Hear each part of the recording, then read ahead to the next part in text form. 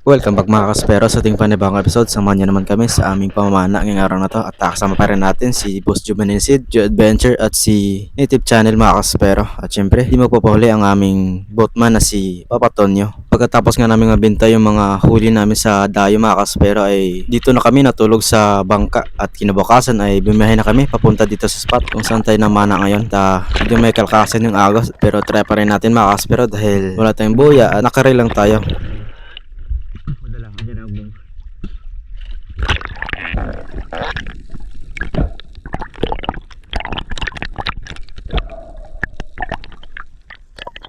Dito pala tayo malapit sa bangka mga kaspero ay niload ko na yung pana ko dahil sakali kung may makita mo tayong isda papunta dun sa parting malalim ay nakaready na ang pana natin. At sa mga gustong bumili ng gantong spear gun or pana mga kaspero ay lagay ko lang yung link sa description. At may bago pala tayong reel mga kaspero na Meandros reel at try natin to kung mabisa ba gamitin.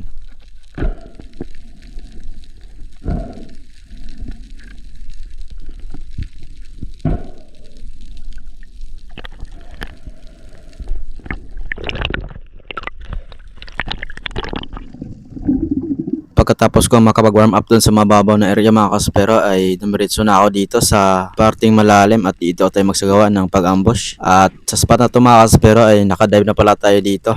At dito madalas makahuli ng mga red bass, dugtut or GT. Kaya try natin kung meron ba tayong mapana dito.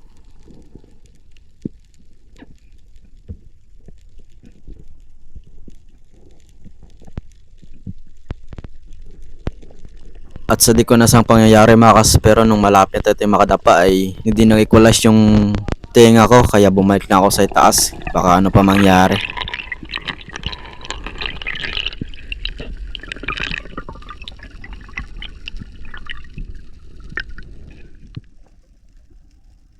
Pagkatapos ko makapagpahinga ng ilang minuto mga kaspero ay nag-dive ulit ako dito at okay na yung tinga ko. At nung PLM tayo ay natanaw ko na yung mga bait fish at sana may pelagic na dadaan dito.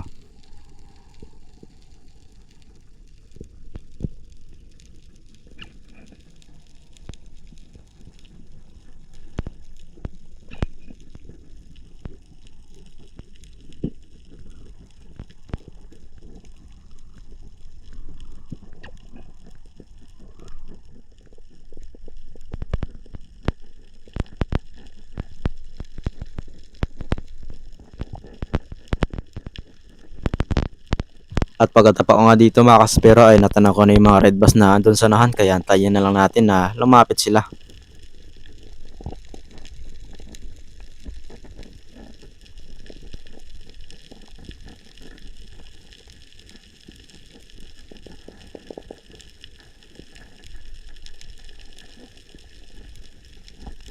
May dalawang red bass na lumapit mga kaspero kaso maliit ito kaya nagantay pa ako ng ilang segundo dito kung lalapit ba yung target natin na malalaki na andun sa likod pero matagal natin sa ilalim kaya since target tayo mga kaspero at ito na lang yung tirahin natin ng pinakamalapit. At ayun sa pool naman mga kaspero ganda na patama natin kaya secure ng isdang to at ito yung naging kauna-unahang isda natin sa araw na to, isang red bass.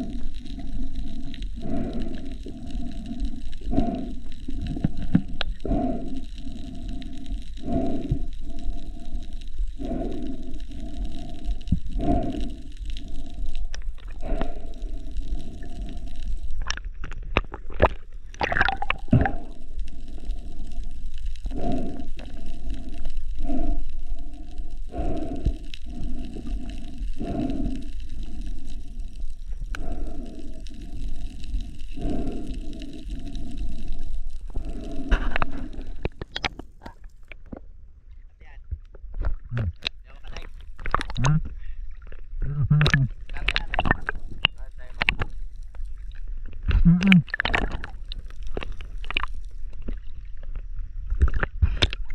Ada ang dagang slip. Okay. Ada. Pag, libat ka dito. At dito nga mga kaspero ay dala ko yung decoy or katian. At di ko napansin na may dumaan na pala na isang tangigi sa gilid. Kaya daldalay kong bumaba mga kaspero at tinabol ito. Pero sadyang mailap ang isda kaya hindi na tinabutan. Sayang, malaki pa naman sana.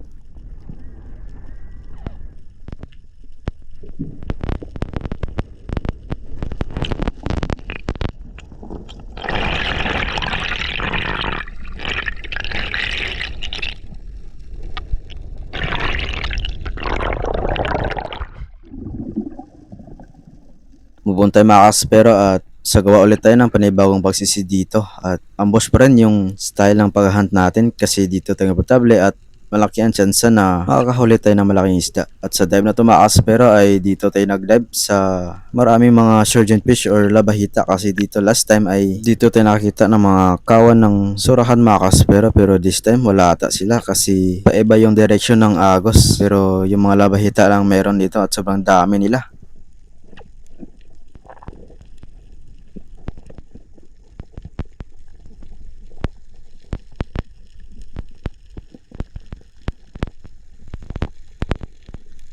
Pelagic yung target natin sa dive na to mga kaspero, kaya hayaan na lang natin yung mga labahita na yan at antay lang tayo dito kung may dadaan ba na isda na target natin.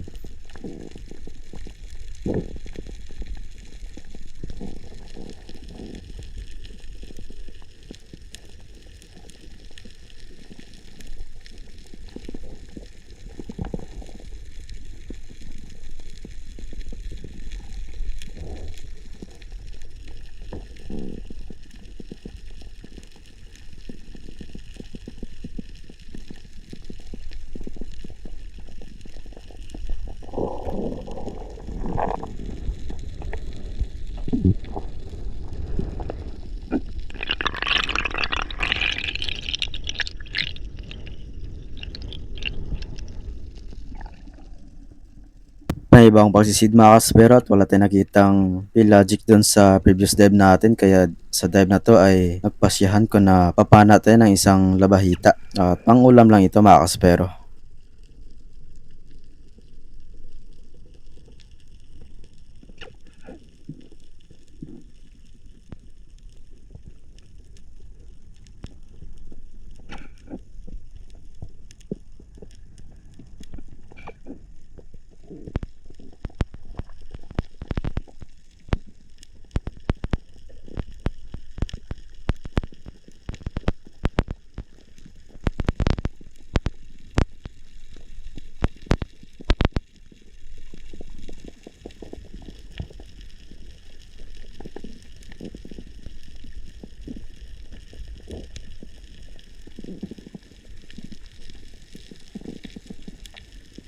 Medyo matagal tayong nakapana dito mga kaspero dahil inantay ko lang yung sakong timing na lumapit sa atin yung mas malaking labahita para sulit naman yung dive natin.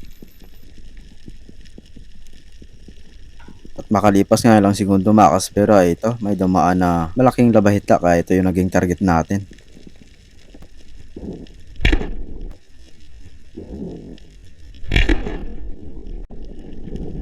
At ayun, sa pool mga kaspero at ito yung naging pangalawang huli natin sa araw na to, isang surgeon fish or labahita.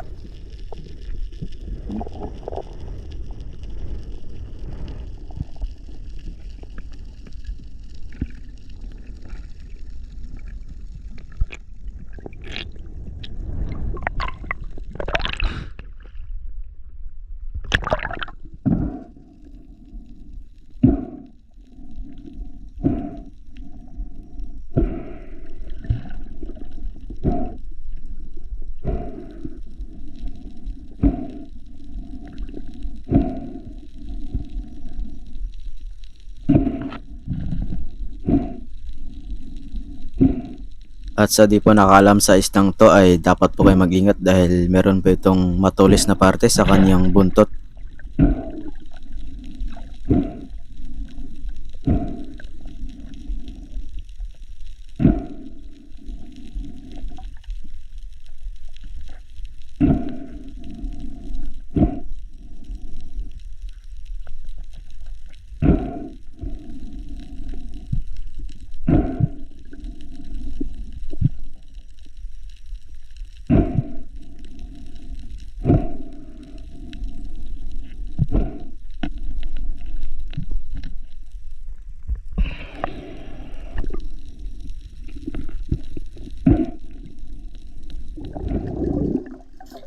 habang nagpapahinga tayo dito sa itaas mga kaspero ay may dumaan ng mga rainbow runner or salmon kaya pumili agad tayo ng isa at ayun sa pool mga kaspero at secure ng isdang to at ito yung naging pangatong huli natin sa araw na to, isang rainbow runner.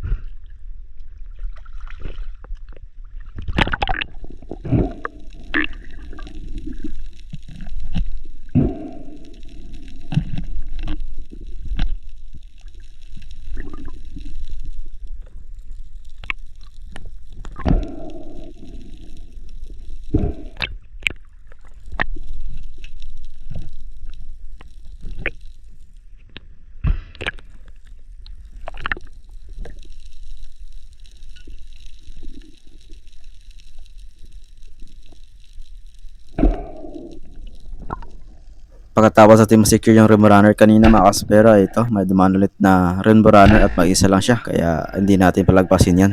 Panain pa rin natin kaya ito yung naging pang-apat na huli natin, rainbow runner pa rin mga kaspero.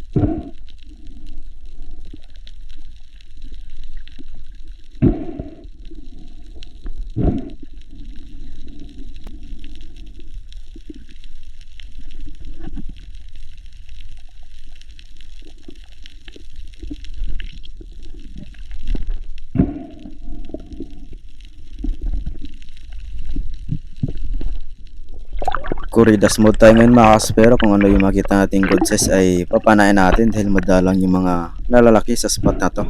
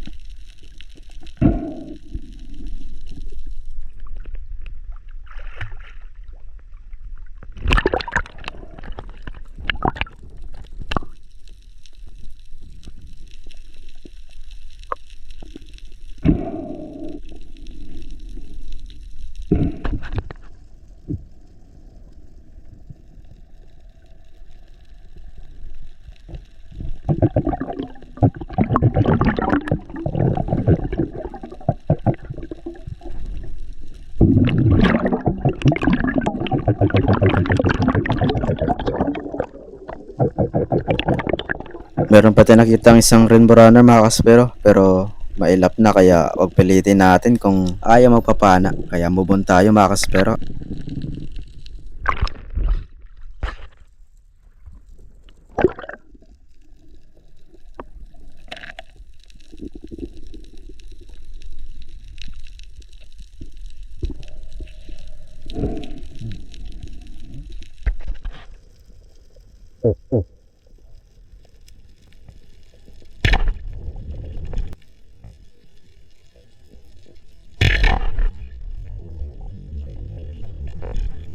Napakalaking GT mga kaspero ang lumapit sa atin at 3 piraso sila at ito yung pinakamalaki. Dadali kong ni-on yung GoPro ko mga kaspero dahil nung pagsisid natin ay hindi agad natin na-on yung camera. Kaya nung nakita natin siya ay record ko kagad at buti na lang ay naabutan pa mga kaspero.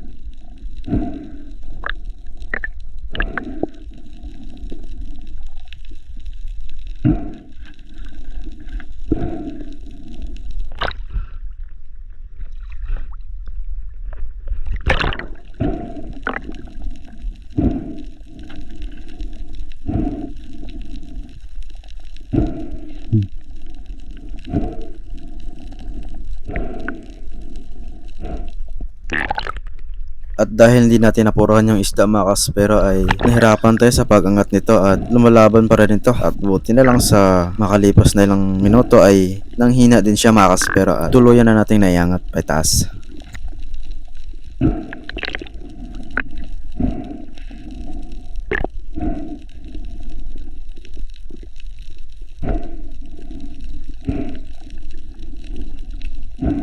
At sa di ko inasahan dito mga kaspero nung pagtingin ko sa shop ko ay nabaloktot na at bagong bili ko pa to at kakapalit pa lang natin mga kaspero ng shop dun sa nahuli natin na 31 kg na GT at nung bago natin ay nabaloktot na naman, pero okay lang yan mga kaspero dahil nakuha naman natin yung isda at tumimbang pala to mga kaspero ng 17.9 kilos at ayos na rin.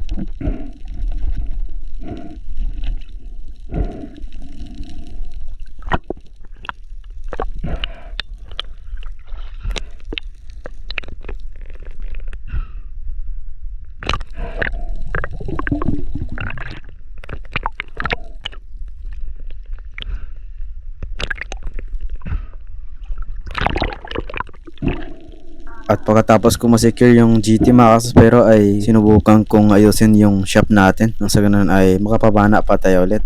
At naayos ko naman to mga kaspero pero hindi na ganun ka-street.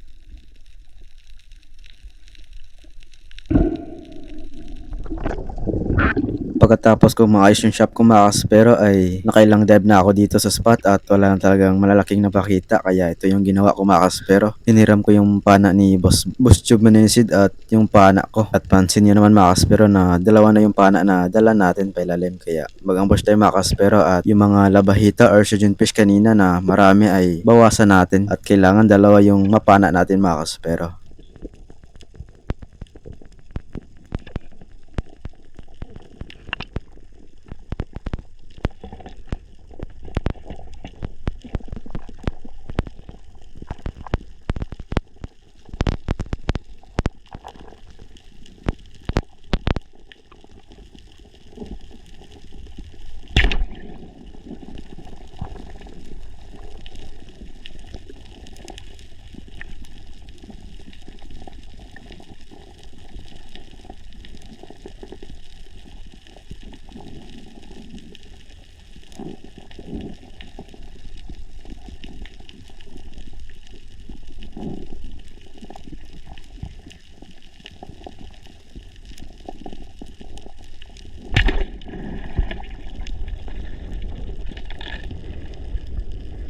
At naging successful naman yung plano natin mga kaspero at nakapana natin ng dalawang labahita at ayos na to mga kaspero. May pang ulam na naman.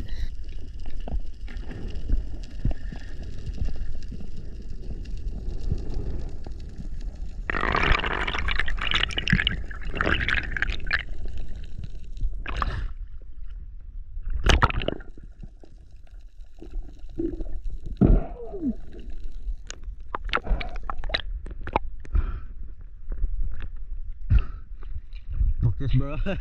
Duha. Tayo. Ah.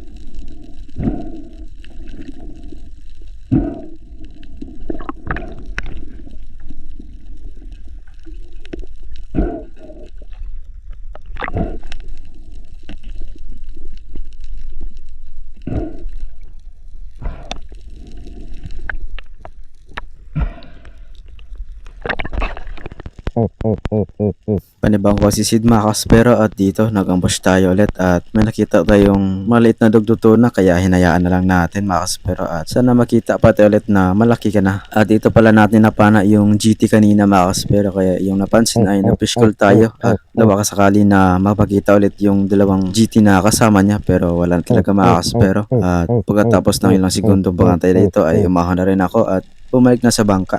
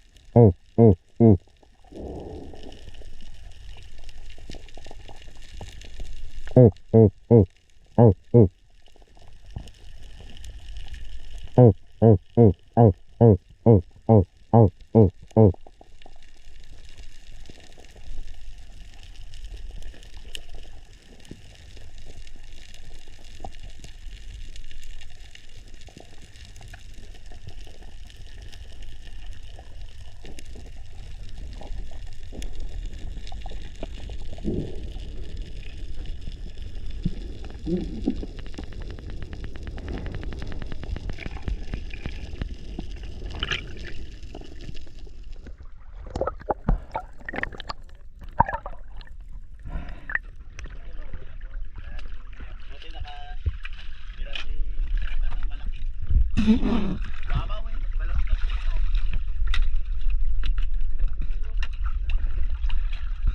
Mga kamasaril pa walang dito tayo. Agay! Ha? Masaril do. Ano sabay? Aril do maglisod ako maglisod. Laman, natangtang lang na. Paano na pay? Muna yung matangtang na kay aganda ni ma. Palagbas na dire. Dire. Para di yung tangtang. At nakarating na nga kami dito sa tabi mga kaspero at nakahuli si YouTube channel ng isang dugtutuna at isang GT sa akin at kay Boss Joe Menensid ay isang GT rin at si Joe Adventure naman ay wala siyang huli mga kaspero kaya hanggang dito lang muna ang ating video mga kaspero at salamat sa inyong walang sawang panonood sa aking mga video.